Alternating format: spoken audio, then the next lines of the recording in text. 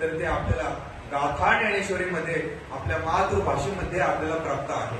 ज्या आज आपल्या मराठी भाषेला अभिजात मराठी भाषेचा दर्जा प्राप्त झालेला आहे, त्याचं एकमेव जर कारण कोण असन तर ते आपले महाराष्ट्रातले वारकरी आहेत, की ज्या वारकऱ्यांनी जे 700 वर्षापूर्वी संत ज्ञानेश्वर महाराजांनी रूप पाहता हा अभंग लिहून ठेवला आणि 700 वर्षामध्ये आपल्यावरती मोगलांचं आक्रमण झालं असं, आपल्यावरती इंग्रजांचं आक्रमण झालेलं आहे, विविध सत्ता आपल्यावरती येऊन गेल्या, आपण पारतंत्र्यामध्ये राहिलो आणि एवढं होऊन सुद्धा 700 वर्षामध्ये आम्ही रूप पाहता मध्ये येतं किंचित सुद्धा बदल केला नाही, त्याच्यामधला शब्द आम्ही बदलला नाही.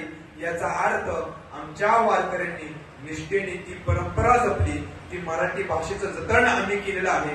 त्यामुळे आपण वारकऱ्यांचे पाय धुवून पाणी पिलं पाहिजे, एवढं उपकार त्यांचा आपल्यावरती आहे. त्यासाठी जोरदार टाळ्या वाजवा. इतर जेवढे वारकरी आहेत आणि खाली बसले जेवढे वारकरी आहेत ते खऱ्या अर्थाने ज्ञानेश्वरी पारायण करून, गाथा पारायण करून आपली मराठी भाषा जतन ते करत आहे.